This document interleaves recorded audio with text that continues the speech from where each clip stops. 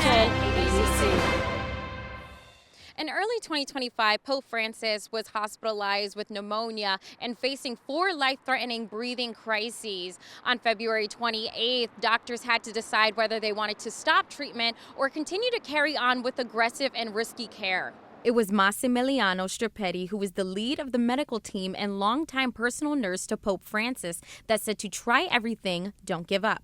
And it was that advocacy that stood out to Maria College. Maria College is founded by the Sisters of Mercy, and they're really known for excellence in healthcare and excellence in education and serving the underserved. And I think that Mr. Strappetti really, from my opinion, really embodies the Mercy mission. Dr. Ortali reached out to Strappetti with a personal letter inviting him to accept an honorary degree from Maria College, and he agreed. It was also approved by Pope Leo. By coincidence, Dr. Ortali was later invited to Rome for a gathering of women Catholic college presidents, giving her a rare chance to present the degree to him in person.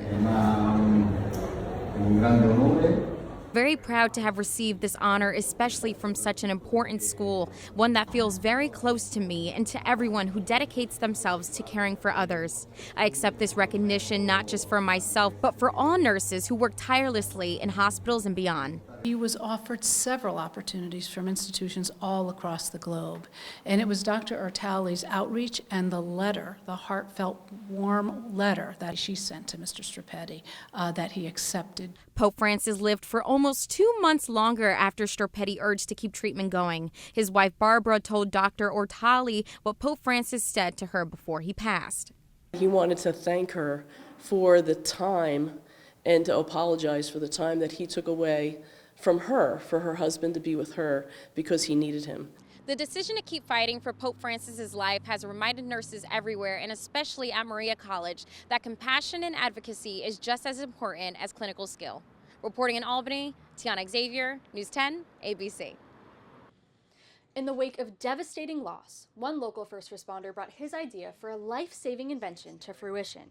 Stella is a rescue sled that has the ability to trek through rough, snowy terrain where other rescue vehicles cannot reach in times of emergency.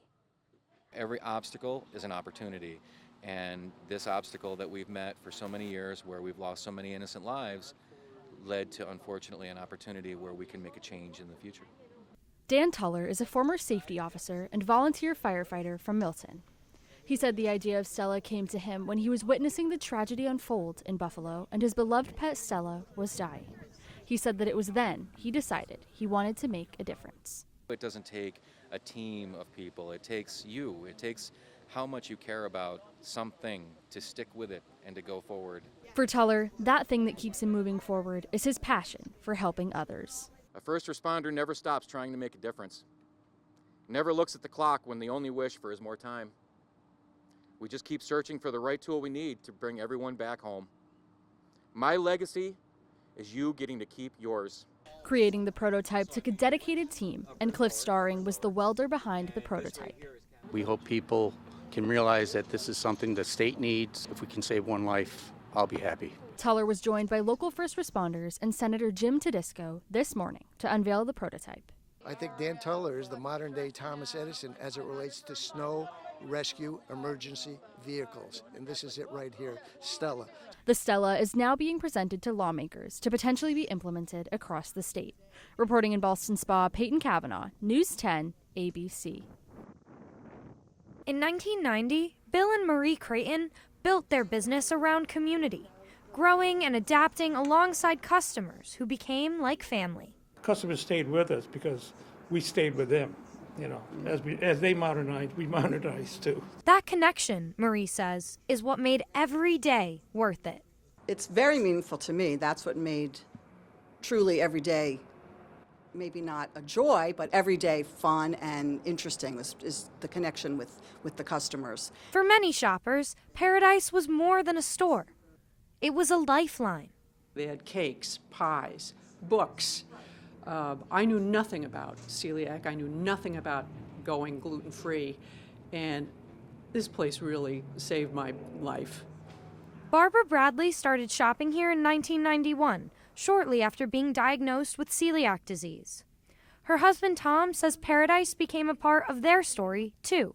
As they say, people spend their entire lives trying to get into paradise, and yet here we are. And for Bill and Marie, the loyalty of their customers, right to the very end, is what made the journey worth it. Well, for one thing, the people that loved coming there, as the years have gone by, it's aged itself out. They've aged, we've aged, but the customer kept coming back. They came right to the very end, a lot of them. And a lot of that was due because of special ordering that we would do for them. If you'd like to get one last taste of paradise, Paradise Natural Foods' last day is this Friday, October 31st. Reporting in Albany, Amber Fisher, News 10, ABC. This project is part of New York State's Downtown Revitalization Initiative. Today, state and local leaders gathered here at Shepherd Park to announce that they are breaking ground on a new amphitheater here. The fire happened early in the morning on June 30th last year. Crews were called around 4 a.m. when the fire tore through the amphitheater bandstand. I want to thank everyone who had rushed to our aid, rushed to assist us in any manner. Both sides of the aisle, it's something everyone can get behind, a performance stage. Fortunately, no one was hurt, and investigators later determined the cause was likely an electrical issue. Fast forward 16 months later, work on the amphitheater has begun.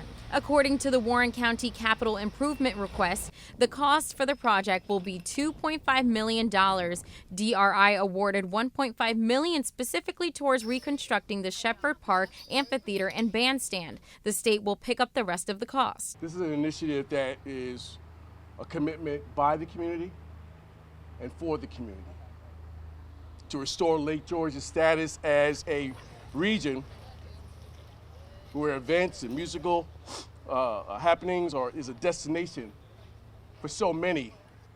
But we're also creating an inviting recreational space for residents and visitors alike. Officials say the more than 100-year-old amphitheater will be modernized, and it will feature updated seating, improved accessibility, upgraded lighting and sound, and a community space in the lower level.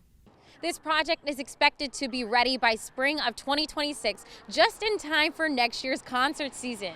Reporting in Lake George, Tiana Xavier, News 10, ABC.